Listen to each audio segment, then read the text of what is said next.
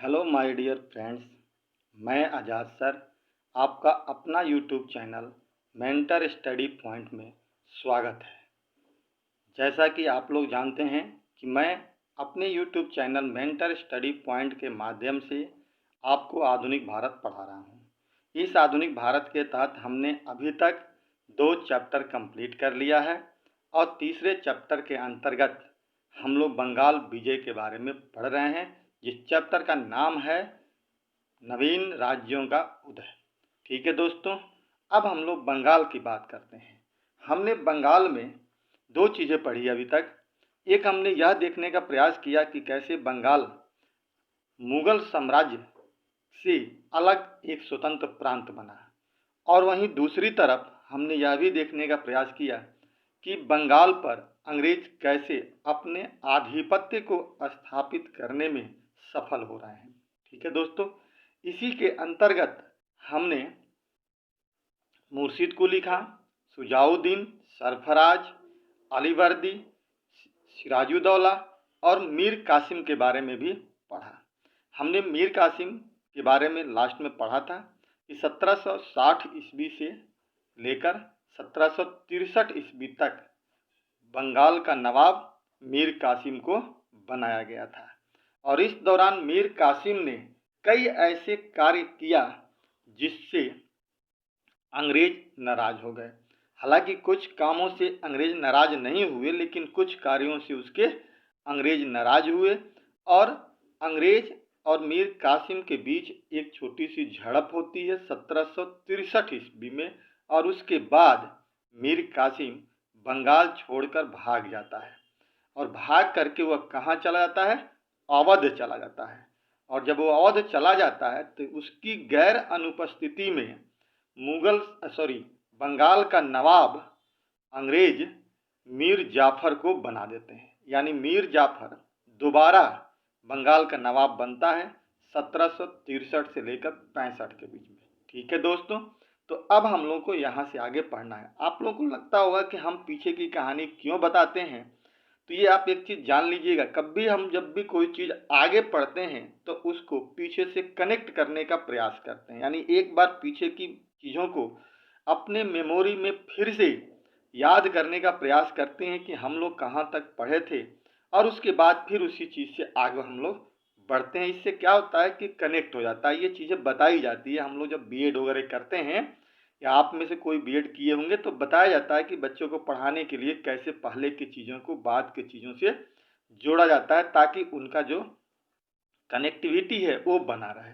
ठीक है दोस्तों, इसलिए मैं भी आप लोगों को एक रणनीति के तहत ये काम करने का प्रयास करता हूँ। अब हम लोग बात कर रहे हैं कि मीर जाफर जो 1763 से लेकर 65 तक गद्दी पे बैठा, इसके बारे में थोड़ा पढ़ लेते हैं। थोड़ी बात मैं बता देता हूँ कि ये इंपॉर्टेंट यहाँ पे है।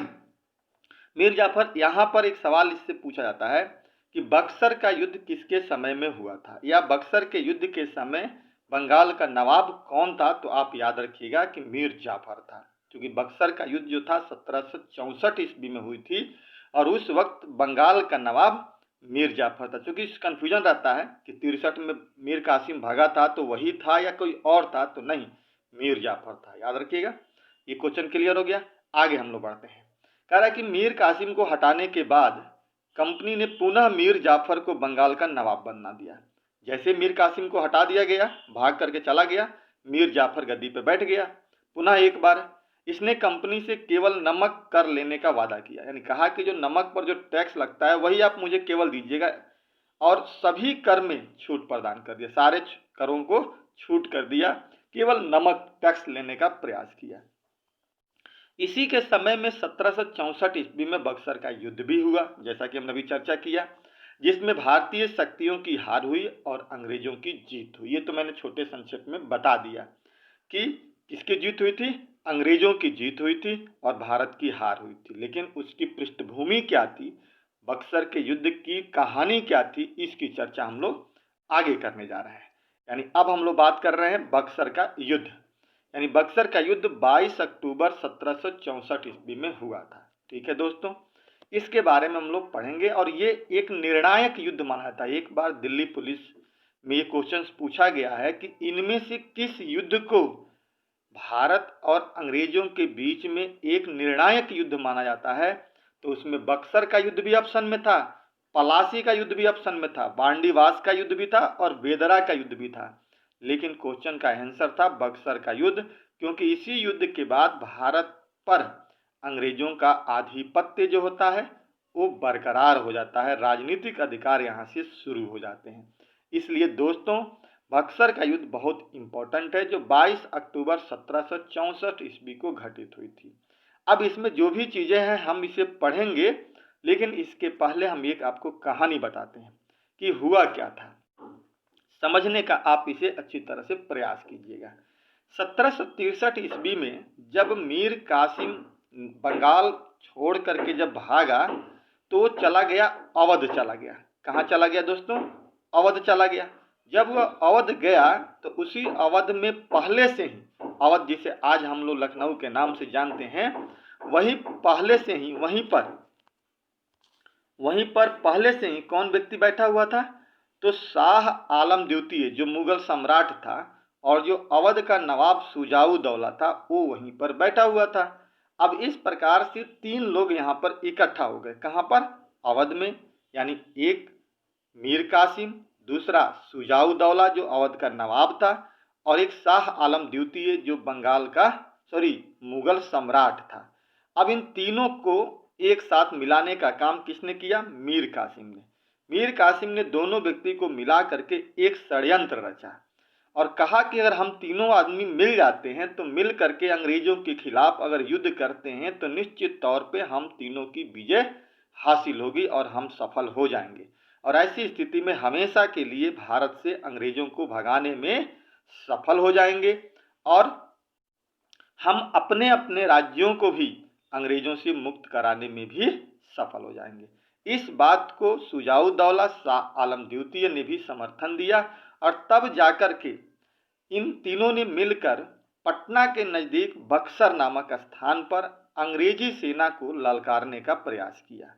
जब अंग्रेजी सेना को इन्होंने ललकारा, तब जाकर के अंग्रेजी सेना वहां पर आई हेक्टर मुनरो के नेतृत्व में। याद रखिएगा किसके नेतृत्व में जी? हेक्टर मुनरो के नेतृत्व में अंग्रेजी सेना आई और तब जाकर इसी बक्सर के मैदान में, बक्सर नामक स्थान पर अंग्रेज और भारत की तीनों शक्तियां के बीच में एक संघर्ष हुआ और इस संघर्ष में अंतिम रूप से अंग्रेज की जीत हुई और भारत की हार हुई। लेकिन यह युद्ध जो था कोई षड्यंत्र नहीं था, जैसा कि आपको मैंने बताया था कि पहला पलासी का युद्ध एक षड्यंत्र था। रॉबर्ट क्लाइव ने सिराजुद्दौला के खिलाफ एक षड्यंत्र किया था और उस षड्यंत्र में उसे मारा गया था, तो वास्तविक वो युद्ध नहीं रहा। लेकिन बक्सर का जो युद्ध था बाबू, ये एक वास्तविक युद्ध था। दोनों शक्तियां आमने सामने मिल करके लड़ रही थी, कोई षड्यंत्र का इसमें परिणाम नहीं था। और ऐसी स्थिति में जब भारत की हार होती है तो इस युद्ध को हम लोग एक निर्णायक युद्ध कहते हैं। और इसी युद्ध के बाद इलाहाबाद की जब संधि होती है, रॉबर्ट क्लाइव जब दोबारा वापस बंगाल का नवाब बनकर के, गवर्नर बनकर के आता है, तो इलाहाबाद की संधि होती है और उस इलाहाबाद की संधि के माध्यम से अंग्रेजों को बंगाल, बिहार और उड़ीसा की दीवानी मिल जाती है, जिसकी तलाश अंग्रेज लगभग 100 वर्षों से कर रहे थे। और इसी के साथ ही भारत के बंगाल प्रांत पर अंग्रेजों का आधिपत्य शुरू हो जाता है। ये एक छोटी सी कहानी हमने बताया आपको। अब हम बात करते हैं कि जो हमने बताया उसको कैसे इसमें लिखने का प्रयास किया हमने। कह रहा है कि 1763 में मीर कासिम अवध के नवाब सुजाऊ दौला के पास गया। ये बात बिल्कुल सही है, जहां पर पहले से ही मुगल सम्राट शाह आलम द्वितीय भी था। यानी तीन लोग हो गए, सुजाऊ दौला, मीर कासिम और शाह आलम द्वितीय। इस प्रकार तीनों व्यक्तियों के बीच समझौता हुआ और पटना के समीप बक्सर के पास सैनिक डेरा डाला गया कि हम लोग युद्ध करेंगे। इसके बाद 22 अक्टूबर 1764 ईस्वी को अंग्रेज और भारतीय शक्तियों के बीच, शक्तियां मैंने इसलिए कहा कि तीनों थे, नवाब भी था एक अवध का भी, मुगल सम्राट भी था और बंगाल का भागा हुआ भगौड़ा शासक भी था। तीनों शक्तियों के बीच युद्ध हुआ जिसमें अंग्रेज की जीत हुई और भारत की हार हो गई। ठीक है, इस युद्ध में अंग्रेजों की ओर से हेक्टर मुनरो, याद रखिएगा ये क्वेश्चन यहाँ से बनता है कि अंग्रेजों का प्रतिनिधित्व कौन कर रहा था, सेनापति कौन था, तो हेक्टर मुनरो के नेतृत्व कर रहा था। जबकि भारत की तरफ से 3 लोग, मीर कासिम, शाह आलम द्वितीय, शुजाउद्दौला, फिर भी भारत की हार हो गई। आगे बात समझ में स्पष्ट हो गया। तीनों का नाम याद कर लीजिएगा, हेक्टर मुनरो का नाम याद कर लीजिएगा। यहाँ से आपको बिल्कुल अच्छी तरीके से क्वेश्चन सॉल्व करने में आसानी मिलेगी। इससे आसान तरीके से और अब बेहतर नहीं बताया जा सकता है। आगे देखिए, अब कह रहा है कि युद्ध के दौरान ही मीर कासिम दिल्ली की ओर भाग गया। जब लड़ाई चली रही थी तो भाग गया। बच गए कौन वहां पे? 2 आदमी, यानी शुजाउद्दौला और शाह आलम द्वितीय। लेकिन 1777 में इसकी मृत्यु हुई। वहां से दिल्ली की तरफ भागा और भाग कर पता ना कहाँ गया मीर कासिम, कोई पता नहीं चला। लंबे समय के बाद इसकी मृत्यु जाती है। हमेशा से ही भागता रहा और यहाँ भी भाग गया। बच गए कौन? बच गए शुजाउद्दौला जो अवध का नवाब था, और मीर कासिम। मीर कासिम कह रहे हैं, शाह आलम द्वितीय। इन्हीं दोनों के साथ मिलकर के इलाहाबाद की संधि होगी। आगे कर रहे हैं, इस प्रकार प्लासी का युद्ध भले ही एक षड्यंत्र था, लेकिन बक्सर का युद्ध वास्तविक युद्ध था। इसमें भारत की 3 शक्तियों की हार हुई। बक्सर के युद्ध में जीत के बाद अंग्रेजों की भारत में वास्तविक रूप से ब्रिटिश प्रभुत्व की स्थापना हो गई। यानी यह युद्ध एक वास्तविक युद्ध था जिसमें भारत की शक्ति की हार हुई थी और अंग्रेजों की आधुनिक सैनिक हथियारों की जीत हुई थी। क्योंकि वो लोग आधुनिक थे, नए नए सैनिक थे उनके पास, जो आधुनिक हथियारों से लैस थे। उनके पास तोप था, हमारे पास क्या था? तीर धनुष था, हमारे पास तलवार था, उनके पास बंदूक था। तो अब बताइए कि क्या हम जीत पाते? नहीं जीत पाए ना। तो यही से आधुनिक चीजों की एक शुरुआत मानी जाती है। इस प्रकार 1700 युद्ध हो गया, युद्ध जीत गया अंग्रेज और भारत हार गए। जब भारत हार गया तो इनको पकड़ लिया गया 2 व्यक्ति को, और इसी बीच 65 में रॉबर्ट क्लाइव वापस आ जाता है बंगाल का गवर्नर बन करके, और उसको क्या करता है, यहाँ पे संधि होने की बात होती है। कह रहा है कि 1765 में मीर जाफर की मृत्यु। अब उधर देखिए, अब उधर क्या था? जो यहाँ बंगाल का नवाब बना था, कौन बना था बंगाल का नवाब? मीर जाफर। मीर जाफर की 65 में मृत्यु हो गई और उसके बाद नजमुद्दौला को बंगाल का नवाब बनाया गया, जो उसका बेटा था। यानी 1765 में नजमुद्दौला गद्दी पर बैठ गया। इसकी चर्चा हम लोग करेंगे। और उधर मीर कासिम भाग चुका है और 2 आदमी पकड़े गए हैं अंग्रेजों के साथ, जो शुजाउद्दौला और शाह आलम द्वितीय है। शाह आलम द्वितीय और शुजाउद्दौला के बीच और नजमुद्दौला के साथ मिल करके, तीनों के साथ यहाँ पे रॉबर्ट क्लाइव 2 संधि करेगा, जिसे इलाहाबाद की प्रथम और इलाहाबाद की द्वितीय संधि कहा जाता है, जिसके माध्यम से इसे बंगाल, बिहार और उड़ीसा की दीवानी वसूलने का अधिकार मिल जाएगा। ठीक है दोस्तों। तो अब हम लोग बात करते हैं नजमुद्दौला, जो 65 से लेकर के 66 तक रहा। इसके बाद से बंगाल में कोई नवाब नहीं हुआ। बंगाल किसके अंदर में चला गया? अंग्रेजों के आधिपत्य में चला गया। अंग्रेज ही यहाँ पे अब शासन करना शुरू कर दी। कह रहा है कि मीर जाफर की मृत्यु के बाद 1765 ईस्वी में नजमुद्दौला को बंगाल का नवाब बनाया गया, जो मीर जाफर का पुत्र था। इस समय लगभग सभी अधिकार अंग्रेजों के पास आ गए थे, कुछ भी नहीं बचा था। नमक वाला टैक्स था वो भी इसके पास आ गया। अब कह रहा है कि बक्सर के युद्ध के बाद रॉबर्ट क्लाइव पुनः बंगाल का गवर्नर बनकर के भारत आया था। कब? 1765 ईस्वी बाद। अब देखिए, बक्सर के युद्ध के बाद बंगाल, बिहार और अन्य जगहों पर एक लूटपीट बन चुकी थी। लूटपाट का माहौल बन गया था, पूरी तरह से तहस नहस हो रहा था। ऐसे ही समय में रॉबर्ट क्लाइव को भेजा गया कि जाइए आप वहां पर कुछ स्थिरता कायम कीजिए, और वो आता है और संधि करने का प्रयास करता है। कह रहा है कि इसने बंगाल के नवाब, मुगल सम्राट और अवध के नवाब से संधि की। यानी बंगाल का नवाब कौन था? नजमुद्दौला। मुगल सम्राट कौन था? शाह आलम द्वितीय। और अवध का नवाब शुजाउद्दौला से संधि की। क्लाइव ने मुगल सम्राट और अवध के नवाब से इलाहाबाद की 2 अलग अलग संधियां की। याद रखिए, आपको देखिए, वैसे तो इस संधि के माध्यम से बहुत सारी बातें कही गई थी, लेकिन बेटा आपको एसएससी के माध्यम के लिए इतना काफी है कि कहीं पूछ दिया जाए, 2 क्वेश्चन के साथ बनते कि इलाहाबाद की संधि कब हुई थी, तो 2 हुई थी। एक 12 अगस्त 1765 ईस्वी को और एक 16 अगस्त 1765 ईस्वी को। पहला आपको ये डेट याद रखना है, सिर्फ और सिर्फ इतना ही समझना है। दूसरा आपको याद रखना है कि इलाहाबाद की जो पहली संधि हुई थी, उसी संधि के माध्यम से अंग्रेजों को बंगाल, बिहार और उड़ीसा की दीवानी वसूलने का अधिकार, यानी टैक्स वसूलने का अधिकार मिल गया था। ये चीज़ याद रखना है, बस इतना ही क्वेश्चन पूछाता है। दूसरी संधि को बहुत इंपॉर्टेंस नहीं दी जाती है, हालांकि दूसरी के माध्यम से ही इन्हें अवध मिला था, लेकिन उसका कोई महत्व खास नहीं देखा जाता है। तो ये चीज़ आप हमेशा याद रखिए कि दो संधि हुई, पहला इलाहाबाद की संधि जो 12 अगस्त 1765 ईस्वी को हुई थी, दूसरा इलाहाबाद की संधि 16 अगस्त 1765 ईस्वी को हुई थी, और इस दोनों संधि के माध्यम से ही उन्हें कुछ चीजें हासिल हो गई थी। अब कह रहा है कि इलाहाबाद की प्रथम संधि जो 12 अगस्त 1765 ईस्वी को हुई थी, इसके तहत अंग्रेजों को बंगाल, बिहार तथा उड़ीसा की दीवानी वसूलने का अधिकार मिल गया। ठीक है, और ये बहुत ही इंपॉर्टेंट पॉइंट्स है, आप इसे अच्छी तरह से याद रखिएगा कि बंगाल, बिहार, उड़ीसा की दीवानी वसूलने का अधिकार अंग्रेजों को कब मिला जी? 1765 ईस्वी में इलाहाबाद की पहली संधि के माध्यम से।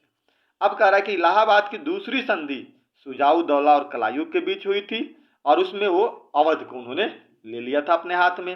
अब इसमें क्या क्या अंदर की बात हुई थी ये बाबू मैं आपको नहीं बता रहा हूं, क्योंकि बहुत काफी ज्यादा डीप हो जाएगा और उतना डीप आपको जानने की जरूरत नहीं है।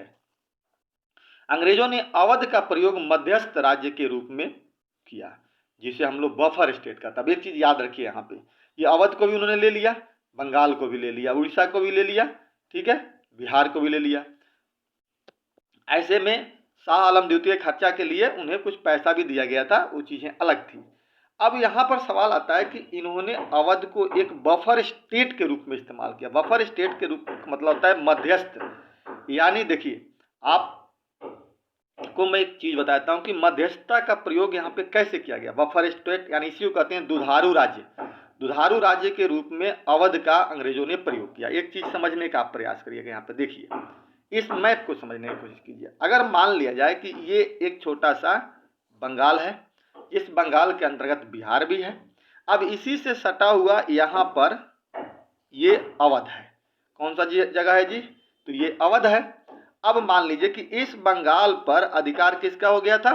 अंग्रेजों का, बंगाल, बिहार और उड़ीसा पर, और इसी से जुड़ा हुआ ये जो इलाका बनता है ये था अवध।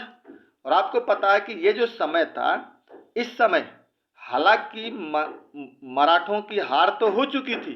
1761 में पानीपत के तृतीय युद्ध के माध्यम से अंग्रेज क्या बोलते हैं, मराठों की बुरी तरह हार हुई थी, लेकिन अभी उसकी पूरी शक्ति समाप्त नहीं हुई थी और वो बार बार इधर की तरफ आक्रमण करने का प्रयास कर रहे थे। ऐसी स्थिति में अंग्रेज चाह रहे थे कि हम कोई ऐसा व्यवस्था रखें जिसको हम क्या करें, बंगाल को पूरी तरह से सुरक्षित करें। अगर कोई बंगाल पर आक्रमण करता है उससे पहले उसे दूसरे राज्य के आक्रमण से होकर गुजरना पड़ेगा। ऐसी स्थिति में ये अवध यहाँ पे था। अब इस अवध, अब मान लीजिए कि यहाँ से कोई व्यक्ति अगर आक्रमण करता है तो सबसे पहले उसे किस पे आक्रमण करना पड़ेगा? इस अवध पर। तब तक बंगाल के जो लोग हैं अपनी सुरक्षा में पूरी तैयारी कर लेंगे और ऐसी स्थिति में जो होगा बंगाल पूरी तरह से सुरक्षित बचा रहेगा।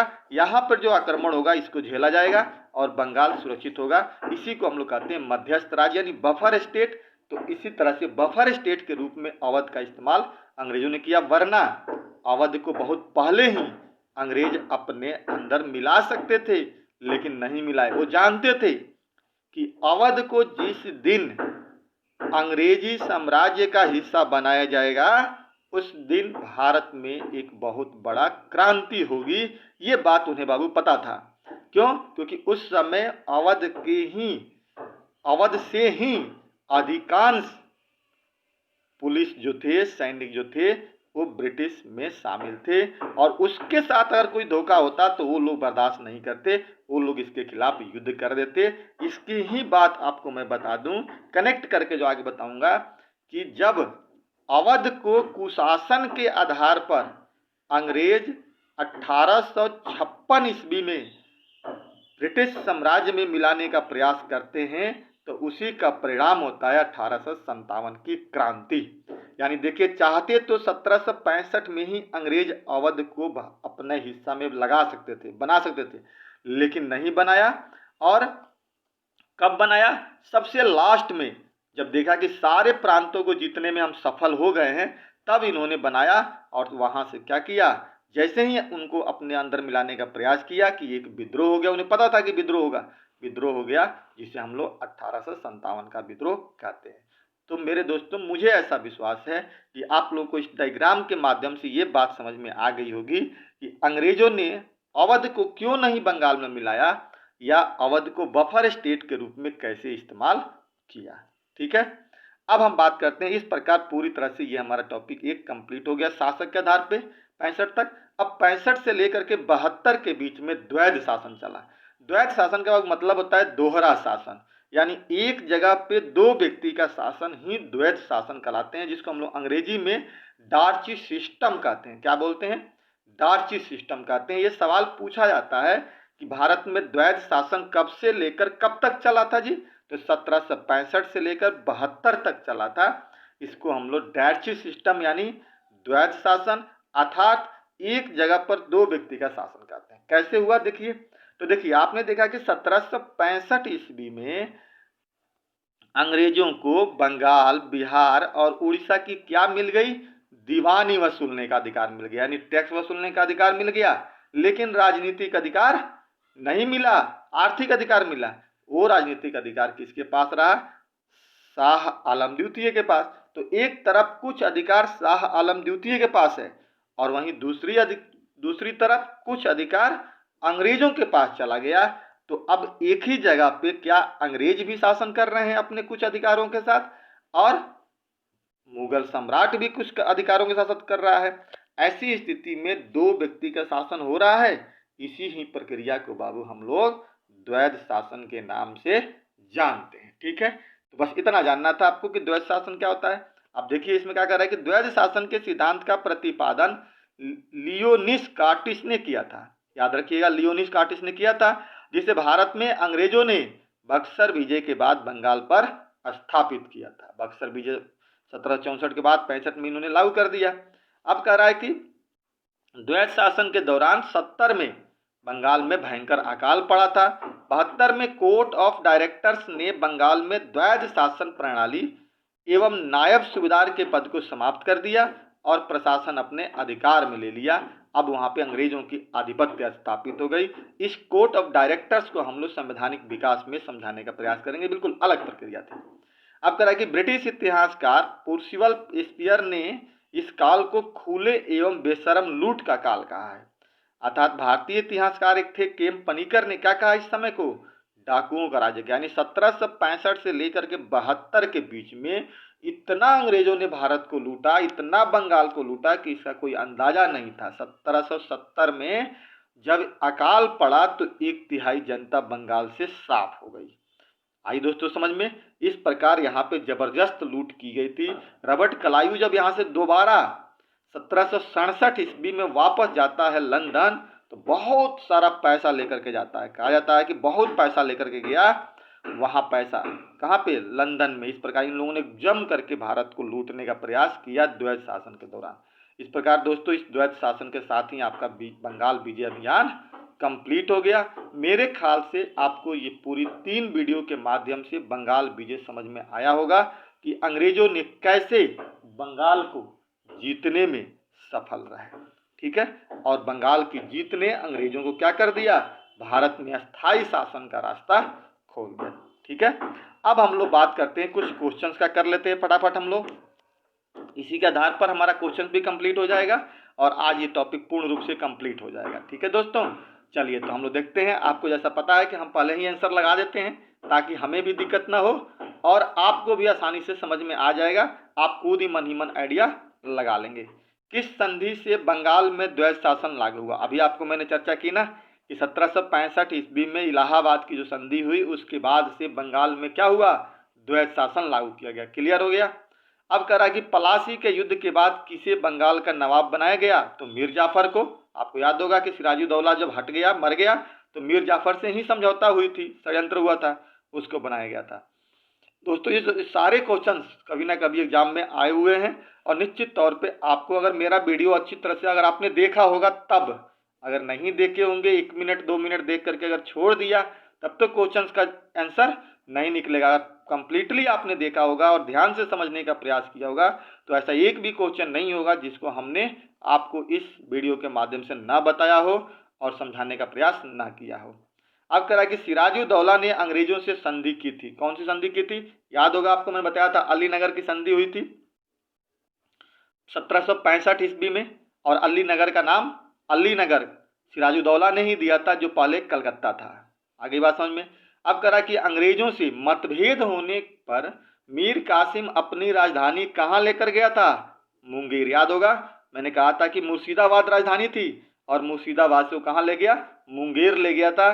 3 काम किया था, पहला राजधानी परिवर्तन, दूसरा हथियार बनाने का प्रयास किया, और तीसरा दस्तक के दुरुपयोग को रोका कि उसके बीच में झगड़ा हो गया 1763 ईस्वी में। आपको ये कहानी मैं बता रखा हूँ। अब कह रहा है कि बक्सर के युद्ध का विजेता कौन था जी? तो अब देखिए, कलायू कर रहा है, स्टुअर्ट कर रहा है, मेडोज कर रहा है, हेनरी मुनरो कर रहा था। हेक्टर मुनरो था, क्योंकि वही अंग्रेजों की तरफ से लड़ रहा था। अब कह रहा है कि बक्सर के युद्ध का मुख्य कारण क्या था? तो मुख्य कारण था ईस्ट इंडिया कंपनी द्वारा वाणिज्यिक अधिकार का दुरुपयोग करना। जो भी मतलब उन्हें व्यापार के तहत अधिकार दिया गया था, उसका वो लोग दुरुपयोग कर रहे थे, और भारत में किसी की बात मान नहीं रहे थे। अगला कह रहा है कि बक्सर के युद्ध में कौन कौन मित्र थे? तो आपको याद ही होगा, हमने अभी चर्चा किया था, अवध का नवाब, बंगाल का नवाब और मुगल सम्राट, ये 3 लोग क्या थे? एक तरफ थे, और बाकी एक तरफ अंग्रेज अपने अकेले ही हेक्टर मुनरो के नेतृत्व में लड़ रहा था। अगला कह रहा है कि कलायू ने कौन सा युद्ध जीता था? पलासी का युद्ध 1757 ईस्वी में जो हुआ था, उसको उसने जीता था। अब कह रहा है कि बक्सर के युद्ध के बाद अंग्रेजों को क्या लाभ हुआ? तो बंगाल में दीवानी अधिकार मिल गए उनको। यही मिला था ना, बंगाल, बिहार और उड़ीसा को दीवानी अधिकार मिल गया। दीवानी यानी टैक्स वसूलने का अधिकार, पैसा वसूलने का अधिकार इनको मिल गया। अब कह रहा है कि मीर कासिम से अंग्रेजों के मतभेद का मुख्य कारण क्या था? तो मीर कासिम से जो अंग्रेजों के बीच में जो मतभेद हुआ, उसका मुख्य कारण क्या था? व्यापार को लेकर के ही हुआ था। आगे ऊपर भी चर्चा की है हम लोग, बस क्वेश्चन पूछने का तरीका अलग है। अगला कह रहा है कि पलासी के युद्ध के बाद कलायू को क्या मिला? वह बंगाल का गवर्नर नियुक्त हो गया था पलासी के युद्ध के बाद। अवध के अंग्रेजों राज्य में विलय के समय अवध का नवाब कौन था? वाजिद अली शाह। यानी ये क्वेश्चन थोड़ा सा यहाँ से अलग है बिल्कुल। यानी ये क्वेश्चन पूछ रहा है 1865 का क्वेश्चन है, लेकिन कुछ जुड़ा हुआ है तो इससे हमने बता दिया। 65 या 1856 में जो बक्सर 1857 की क्रांति होती है, वहां से जुड़ा हुआ ये क्वेश्चन है। अगला क्वेश्चन कह रहा है कि सिराजुद्दौला के बाद गद्दी पर कौन बैठता है जी? तो मीर कासिम बैठता है। आपको पता है 57 में हट जाता है, तो 57 में यही बैठता है और 60 तक रहता है। सिराजुद्दौला को प्लासी के युद्ध में पराजय का कारण क्या था? कलायू की कूटनीति, यानी एक षड्यंत्र। क्लियर? प्लासी कहाँ है जी? तो बंगाल में है।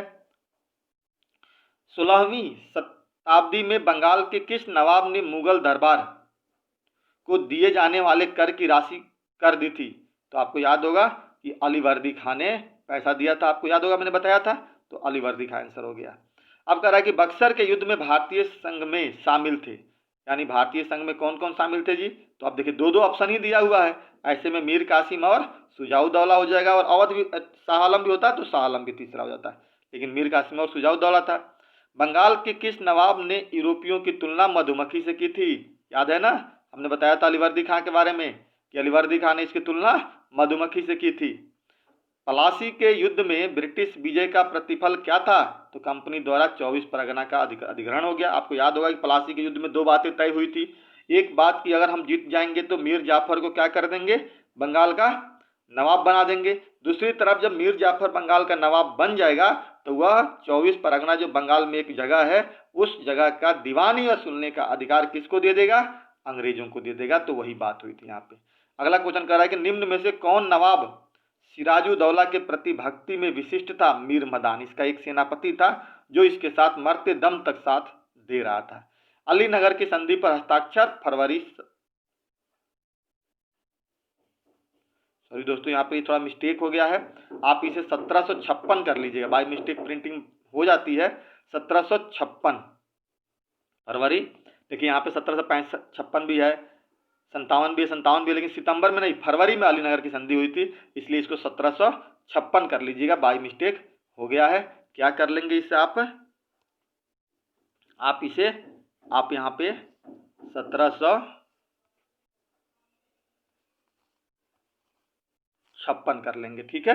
1756 में अलीनगर की संधि हुई थी, ठीक है। आगे देखिए, अब कह रहा है कि बंगाल के किस नवाब ने कंपनी को मिदनापुर का क्षेत्र दे दिया था? तो मीर कासिम ने क्या किया था? मिदनापुर का क्षेत्र दे दिया था जब वो गद्दी पर बैठा था। तो अहमद शाह ने 1748 में सफदरजंग को किस पद पर नियुक्त किया था?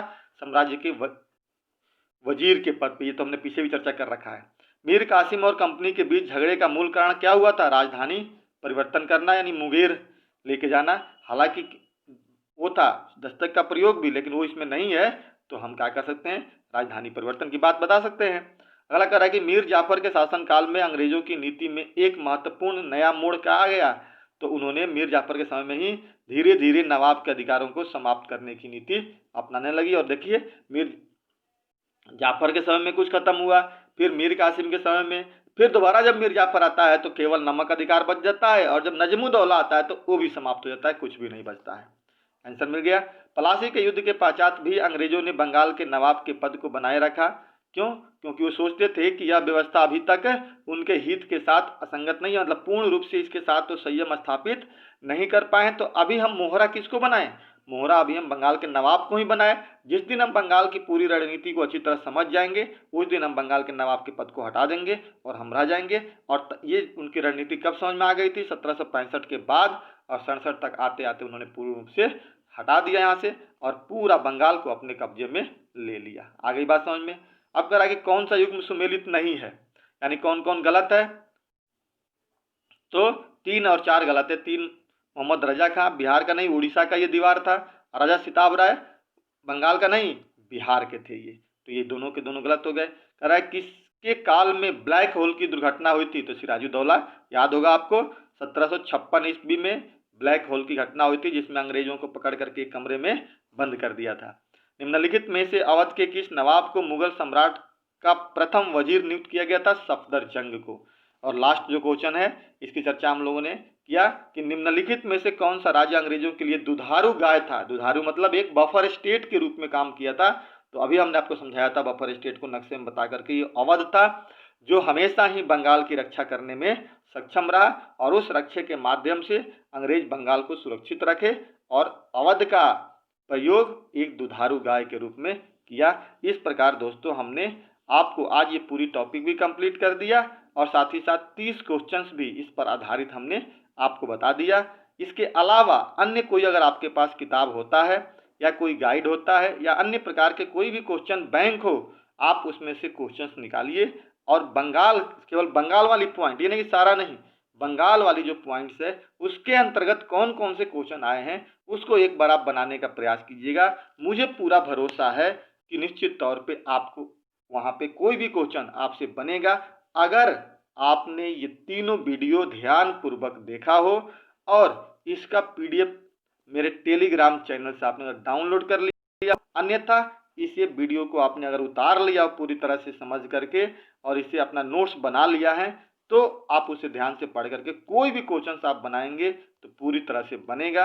अगर कोई क्वेश्चन नहीं बनता है तो आप हमसे पूछ सकते हैं कि सर ये क्वेश्चन नहीं बना, मैं उसका तरीका बताऊंगा। हो सकता है कि उस क्वेश्चन का संबंध कहीं अन्य से भी होता है, कई बार क्वेश्चन का संबंध रिलेशन कई जगह से होता है, लेकिन वो हमें बताने में थोड़ी सी दिक्कत हो जाती है। तो पूर्ण नॉलेज होनी चाहिए, तब जाकर के बन पाता है। इस प्रकार दोस्तों मुझे उम्मीद है कि आपको ये वीडियो अच्छा लग रहा होगा और आपके प्रश्नों का उत्तर भी मिल रहा होगा, आपके डाउट्स भी क्लियर होंगे और टॉपिक भी आपको पूरी अच्छी तरह से भरोसे के साथ समझ में आ रहा होगा। तो ठीक है दोस्तों, अगर आपको ये सब चीज़ें अच्छी लगती है तो आप एक लाइक जरूर कर दीजिएगा, कमेंट जरूर कीजिएगा और अपने दोस्तों के बीच में शेयर कीजिए, ताकि जितना जल्दी जल्दी आप शेयर करेंगे उतना जल्दी जल्दी लोगों के पास इस नॉलेज का विस्तार होगा। और अभी तक अगर आपने वीडियो देखा होगा और देखने के बाद भी अगर आपने सब्सक्राइब नहीं किया होगा तो एक बार इसे सब्सक्राइब कर दीजिएगा। सब्सक्राइब करने से आपका कुछ नहीं जाता है, लेकिन मेरा एक मनोबल बढ़ता है और मैं अच्छे से अच्छी वीडियो लाने का प्रयास करता हूं, ताकि मैं आपको अपनी ज्ञान के माध्यम से आपको जीएस में बेहतर नंबर लाने में एक अच्छा मार्गदर्शक दे पाऊं। इसी के साथ ही मैं अपनी वीडियो को समाप्त करता हूं। जय हिंद, जय भारत।